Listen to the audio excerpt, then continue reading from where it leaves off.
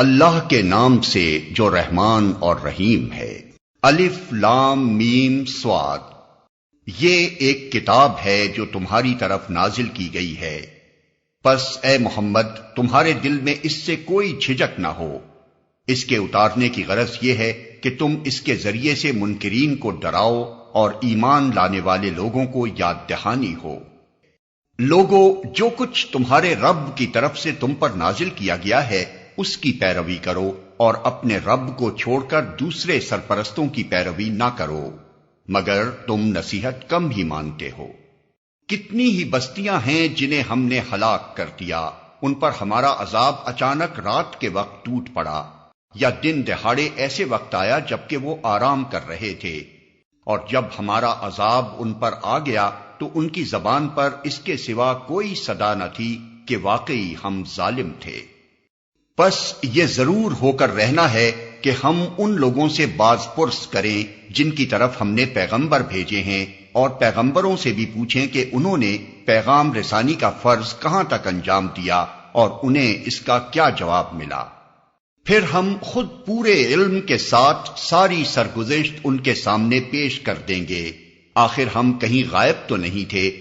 اور وزن اس روز عین حق ہوگا، جن کے پلڑے بھاری ہوں گے وہی فلاح پائیں گے، اور جن کے پلڑے ہلکے رہیں گے وہی اپنے آپ کو خسارے میں مبتلا کرنے والے ہوں گے، کیونکہ وہ ہماری آیات کے ساتھ ظالمانہ برتاؤ کرتے رہے تھے۔ ہم نے تمہیں زمین میں اختیارات کے ساتھ بسایا اور تمہارے لیے یہاں سامان زیست فراہم کیا، مگر تم لوگ کم ہی شکر گزار ہوتے ہو۔ ہم نے تمہاری تخلیق کی ابتدا کی، پھر تمہاری صورت بنائی، پھر فرشتوں سے کہا آدم کو سجدہ کرو۔ اس حکم پر سب نے سجدہ کیا مگر ابلیس سجدہ کرنے والوں میں شامل نہ ہوا۔ پوچھا تجھے کس چیز نے سجدہ کرنے سے روکا جبکہ میں نے تجھ کو حکم دیا تھا؟ بولا میں اس سے بہتر ہوں، تو نے مجھے آگ سے پیدا کیا ہے اور اسے مٹی سے۔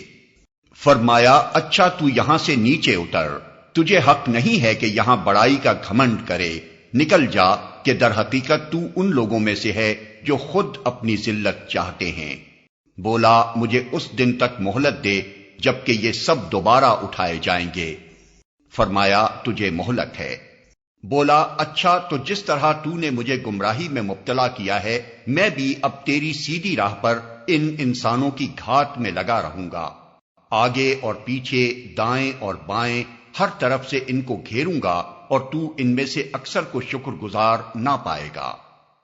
فرمایا نکل جا یہاں سے ذلیل اور ٹھکرایا ہوا، یقین رکھ کہ ان میں سے جو تیری پیروی کریں گے تجھ سمیت ان سب سے جہنم کو بھر دوں گا، اور اے آدم تو اور تیری بیوی دونوں اس جنت میں رہو جہاں جس چیز کو تمہارا جی چاہے کھاؤ، مگر اس درخت کے پاس نہ پھٹکنا ورنہ ظالموں میں سے ہو جاؤ گے۔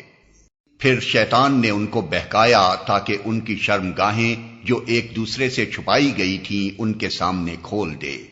اس نے ان سے کہا تمہارے رب نے تمہیں جو اس درخت سے روکا ہے اس کی وجہ اس کے سوا کچھ نہیں ہے کہ کہیں تم فرشتے نہ بن جاؤ یا تمہیں ہمیشگی کی زندگی حاصل نہ ہو جائے۔ اور اس نے قسم کھا کر ان سے کہا کہ میں تمہارا سچا خیر خواہ ہوں۔ اس طرح دھوکہ دے کر وہ ان دونوں کو رفتہ رفتہ اپنے ڈھب پر لے آیا۔ آخر کار جب انہوں نے اس درخت کا مزہ چکھا تو ان کے سطر ایک دوسرے کے سامنے کھل گئے اور وہ اپنے جسموں کو جنت کے پتوں سے ڈھانکنے لگے۔ تب ان کے رب نے انہیں پکارا کیا میں نے تمہیں اس درخت سے نہ روکا تھا اور نہ کہا تھا کہ شیطان تمہارا کھلا دشمن ہے؟ دونوں بول اٹھے اے رب ہم نے اپنے اوپر ستم کیا، اب اگر تو نے ہم سے درگزر نہ فرمایا اور رحم نہ کیا تو یقیناً ہم تباہ ہو جائیں گے۔ فرمایا اتر جاؤ، تم ایک دوسرے کے دشمن ہو اور تمہارے لیے ایک خاص مدت تک زمین ہی میں جائے قرار اور سامان زیست ہے، اور فرمایا وہیں تم کو جینا اور وہیں مرنا ہے اور اسی میں سے تم کو آخر کار نکالا جائے گا۔ اے اولاد آدم ہم نے تم پر لباس نازل کیا ہے کہ تمہارے جسم کے قابل شرم حصوں کو ڈھانکے اور تمہارے لیے جسم کی حفاظت اور زینت کا ذریعہ بھی ہو، اور بہترین لباس تقوی کا لباس ہے۔